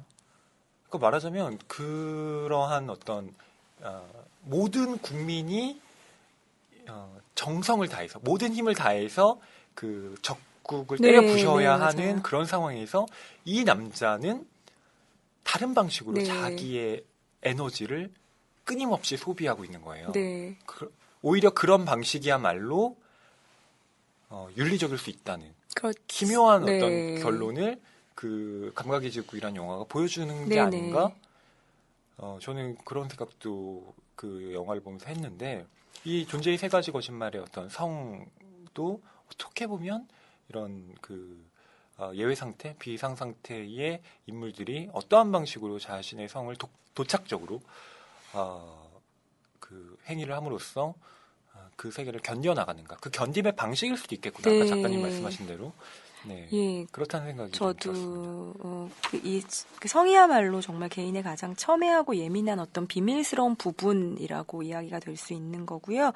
저는 그렇다면 이렇게 성적으로 뭐 어떻게 보면 정말 뭐 근친사 아버지와 딸의 관계, 네. 뭐 수간 이런 다양한 그런 우리가 이른바 도착적이라고 할 수도 있고 정말 세상에서 터부라고 말하는 예. 그런 아주 그런 방식을 극단으로 밀어붙인 이런 것들을 보여주는 것이 이 작가가 너희는 윤리라는 게 이렇지 세상의 윤리는 이거잖아. 그런데 정말 무엇이 윤리고 그렇다면 무엇이 윤리고 무엇이 윤리가 아닌가를 저는 정말 다시 생각하게 됐어요. 수간하면 굉장히 나쁘다기보다 뭐 정말 터부잖아요. 그렇죠. 그런데 예. 여기서 연청이가 수간을 하는 장면을 객관적으로 우리한테 이렇게 보여줌으로써 우리는 뭐 어떤 충격을 받지만 그 충격을 받는 독자는 자신의 내부로 들어가서 다시 생각을 해보게 되는 거죠. 예. 내가 왜 충격을 받았을까? 무엇이 나의 윤리라고 말하는 어떤 부분을 왜 건드렸을까? 이것이 왜 나쁜가? 왜 나쁜가? 예. 근데 저 언청이 그녀는 그 상황으로 어떤 충분한 위로를 받았잖아요. 그렇죠. 그리고 아무에게도 피해를 주지 않았죠. 그런데 무엇이 그럼 윤리인가를 예. 정말 아주 근본적으로 생각하게 하는 그런 방식들로 이런 좀 다양하고 극단적인 성적인 터부들을 넣었던 것 같아요. 예. 네. 아마 작가님 말씀하신 대로 그러한 의도가 다분히 이 소설에 들어있다고 네. 봅니다. 그리고 저는 이 소설을 얼마나 힘들게 읽는가 아주 유난히 이 소설이 힘들어하는 사람들이 있거든요. 예. 아주 윤리적이신 분들이 아닐까. 그게 너무 재밌다. 처음부터 막 이런 분들은 우리 PD님, 네 이런 분들은 아니 그러니까 그걸 조금 구분해야 될 것 네. 같아요. 그러니까 도덕과 윤리의 윤리, 네. 구분이죠. 모럴과 에세이의 구분인데요. 네. 도덕이라는 건 세상이 원하고 세상의 질서를 따르는 맞아요. 것이 네. 도덕이죠. 횡단보도에서는 빨간불일 때 건너면 안 되고 초록불일 때 건너야 되고 뭐 남의 물건 훔치면 안 되고 이런 것이 도덕인데 네. 윤리는 다른 다르죠. 거죠. 그건 네. 개인이 정립하는 거예요. 그러니까 사실은 그 윤리라는 것은 네. 누구도 가르쳐 줄 수 그럼요. 없고 네. 뭐 누구에게 뭐 이렇게 부탁할 수는 없는 거고요. 네. 그냥 자신이 해나가면서 만들어 나가지 않으면 안 되는 어떤 것인데 저는 이 소설이 그러니까 그러니까 내 안에 존재하는 어떤 도덕적인 문제들을 자꾸 건드리는 거예요. 그렇죠. 네. 이거 세상에서 그 맞는 건데 이래도 되는 건가? 그럼 동시에 내가 이 상황에 처하면 그럼 그런 걸 난 안 할 건가? 라고 함으로써 도덕과 윤리를 계속 동시에 되묻게 만드는 네. 그런 소설이더라고요. 네. 한마디로 좋다는 얘기입니다. 네. 어렵게 얘기했는데 장황하게 얘기했는데 좋다는 얘기고요. 저희가 지금 존재의 3가지 거짓말에 대해서 이야기를 나눴는데 사실 일부만 얘기했죠. 네, 비밀 노트만 이야기하다 보니까 시간이 훅 흘렀습니다. 물론 저희가 뭐 수위 조절을 못한 것도 문제가 있지만 이 소설이요 할 얘기가 너무 많습니다. 네, 그래서 평론가님이 시작하기 전에 며칠 전에 저희 카톡 회의할 때 이걸로 2번 가면 어떻겠냐고까지 네. 제안하셨어요. 그러니까 이게 한 회로 끝나기에는 너무 부족할 것 같다. 네. 이렇게 말씀을 드린 적이 있는데요. 역시 1부만 하고 시간이 이렇게 됐네요. 네. 그래서 2부와 3부에 대해서도 저희가 이야기를 쭉 하면 물론 좋겠지만 제가 봤을 때 2부와 3부는 여러분께서 또 1부를 읽으신 다음에 직접 그 독서를 해보시는 게 오히려 저희가 어떤 이야기를 첨언하는 것보다 훨씬 더 나은 어떤 독서 체험을 할 수 있지 않을까? 네. 이런 생각이 들더라고요. 네. 먼저 뭐 간략하게만 말씀을 드리면요. 2부 타인의 증거라는 제목에서는요. 이 우리라고 둘이 한 몸이었던 루카스와 크라우스가 분리가 됩니다. 네. 무슨 샴쌍둥이 같은데. 그래서 루카스의 시점으로 이야기가 전개됩니다. 일부 첫 번째 소설인 비밀 노트에서 마지막 부분에 여러 가지 뭐 마지막에 일들이 일어나요. 그래서 마지막 부분에 루카스와 크라우스가 나뉘어지거든요. 한 명은 국경을 넘어가고요. 한 명은 남습니다. 예. 근데 이것이 정말 그들의 자발적인 선택인지 아니면 어떤 의논인지 아니면 한 명이 뭐 억지로 그렇게 된 것인지 나오지 않습니다. 네, 일부에선 그렇죠. 일부에선 나오지 않습니다. 왜냐하면 일부에서는 주관적인 서술은 하지 않기에 그렇습니다. 예, 사실만 말하기에 서로 나뉘어졌다고 말합니다. 그런데 2부에서는 바로 남아있는 루카스의 시점으로 이야기가 전개됩니다. 예. 그래서 일부 비밀 노트가 좀 짧은 동안 그들의 뭐 유년기, 소년기였다면 이 2부 타인의 증거는 더 아주 긴 시간 동안의 루카스의 삶이 들어있습니다. 예. 한 몸 같았던 그 형제 크라우스를 만나지 못하고 루카스는 어떻게 살았을까요? 네. 2부에서는 이제 전쟁이 끝난 상황이고요. 네. 네. 전후에 이들이 정확하게 루카스를 중심으로 한 루카스와 이제 관계 맺기 시작하는 인물들, 뭐 서점 주인이라든가 뭐 공산당 간부라든가 뭐 이런 사람들의 이야기가 네, 예, 나옵니다. 펼쳐집니다. 그리고 이제 사랑에 대한 어떤 메타포들도 아주 많이 들어있는데요. 루카스가 그 아까 말씀드린 대로 근친 예. 상간으로 아버지의 아이를 가진 여자가 야스민인데요. 예. 그 어린 갓난 아기를 데리고 있는 그 야스민과 함께 살게 됩니다. 예. 야스민과 아이를 보살피면서 함께 살게 되고 그 야스민이 데리고 온 아이가 그 아들이에요. 약간 장애가 있는 아들인데요. 마티아스죠. 뭐 또 다른 루카스 혹은 크라우스 같기도 합니다. 네, 그 유사 아버지로서의 그 루카스의 삶 그리고 그 소년 마티아스에 대해서도 그 아주 인상적으로 읽으실 수 있습니다. 예. 그리고 3부에서는요. 그 1인칭 시점으로 서술이 됩니다. 헤어졌던 루카스와 클라우스가 이 3부에서 다시 만나게 되는데요. 이때는 이미 세월이 많이 지난 네. 때입니다.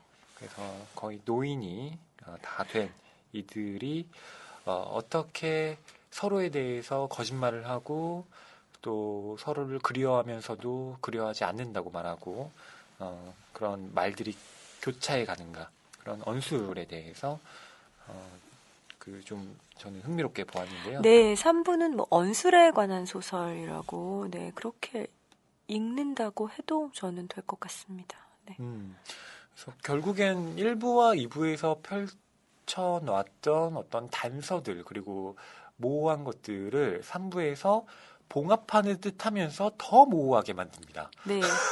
그런데 제가 아까 말씀드렸잖아요. 그렇게 읽으셔도 되고요. 네. 아니면 다 다른 소설로 읽으셔서 3부는 그냥 똑같은 상황에 있는 루카스와 크라우스라는 다른 인물, 1, 2부와 다른 인물이 등장을 해서 이렇게 진행이 된다. 뭐 서사가 명확하게 있지는 않습니다만 그렇게 읽으셔도 될 것 같습니다.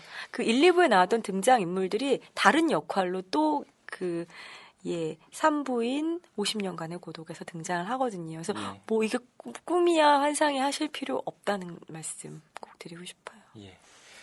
이렇게 저희가 2부와 3부는 정말 1부에 비하면 초고속으로? 이건 뭐 네. 이거 너무 압축적으로 전달을 해드린 것 같은데요. 네. 여기에 대해서 네. 여러분들의 어떤 독후감 같은 걸 좀 댓글에 언급해 네. 주시면 감사하겠습니다.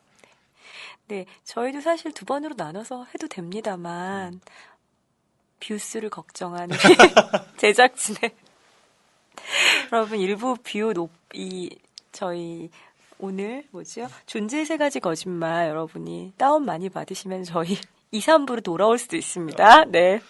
요즘에 저희가 그러니까 다운이나 뷰는 별로 생각하지 않는다라고 낭만서점 초반에 말씀드렸습니다.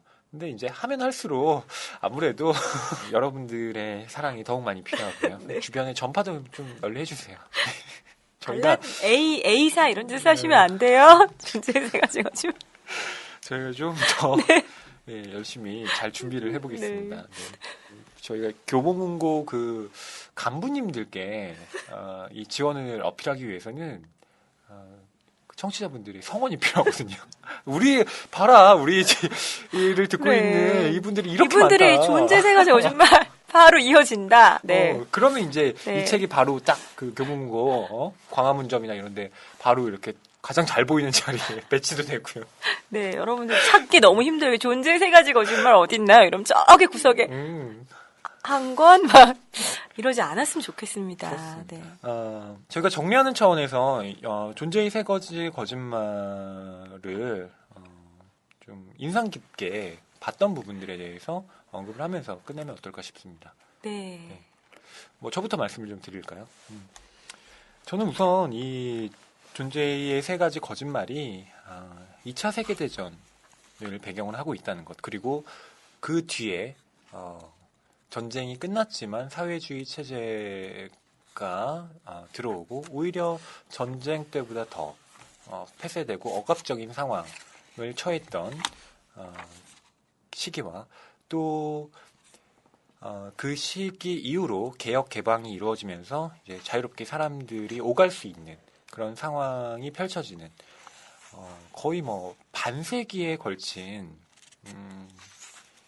그 역사들이 이 소설 안에 집약되어 있거든요. 근데 저는 한마디로 이 소설의 어떤 감상을 말해보라고 한다면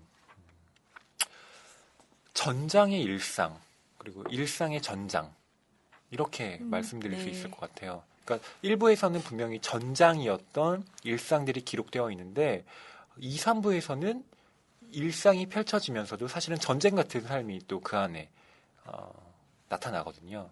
그럼으로써 과연 그런 것들을 구분할 수 있는가? 일상이 전장이고 전장이 일상인 삶이야말로 어떻게 보면 전쟁 후를 살아가는 그리고 지금을 살아가는 우리의 모습이 아닐까?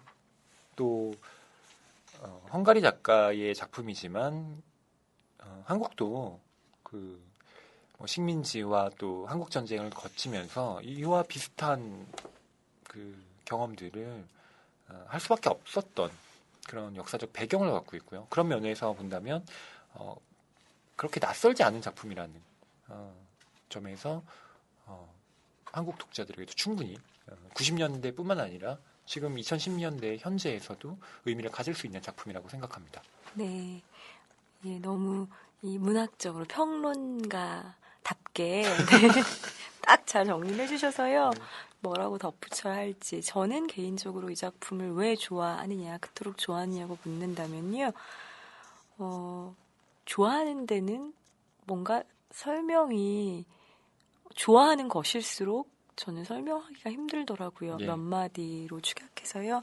그런데 뭐 인간의 본성이란 무엇인가를 다시 한번 정말 커다란 물음표, 깊고 커다란 물음표로 저에게 각인시켜준, 그래서 계속 생각 중 물음표가 있는 소설들을 좋아해요. 제가 결국 너무 좋아하는 소설입니다라고 말할 때는 느낌표가 남는 소설이 아니라 물음표가 남는 소설입니다. 그런데 이 소설은 정말로 커다랗고 깊은 물음표가 있고요.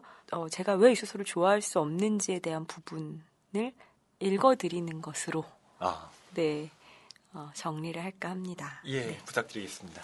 제목이 국어 연습입니다. 그 쌍둥이들이요, 극한 상황에 맞닥뜨리기 위해서, 그러니까 극한 상황에서도 정말 최소한의 자신들의 인간의 존엄을 마지막에 지키기 위해서 어떤 연습을 하죠. 예. 구걸하는 연습도 합니다. 더럽고 다 해진 옷을 입고 맨발에 얼굴과 손을 더럽게 하고 거리로 나갑니다. 한 부인이 지나간다. 우리는 손을 내민다. 그녀가 말한다. 가엾은 것들. 난 너희들한테 줄 게 아무것도 없구나. 그녀는 우리의 머리를 쓰다듬어 주었다. 우리가 말했다. 고맙습니다. 다른 부인이 지나가며 사과 2개를 주었고 또 다른 부인은 과자를 주었다. 어떤 부인이 지나갔다.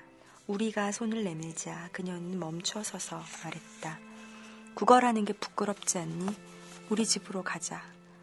너희들에게 시킬 일거리가 있어. 나무를 베고 베란다 청소를 하고.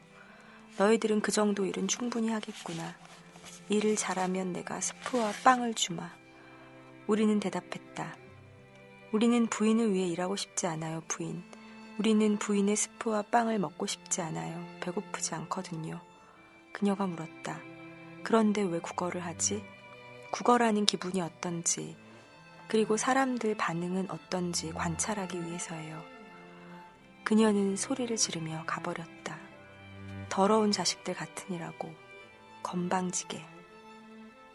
우리는 돌아오는 길에 사과랑 과자, 초콜릿, 동전 등을 길가 풀숲에 던져버렸다.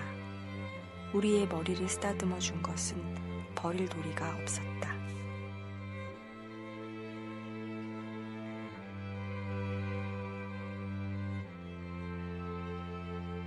예, 낭만서점 23회 두 번째 트랙 여기까지입니다.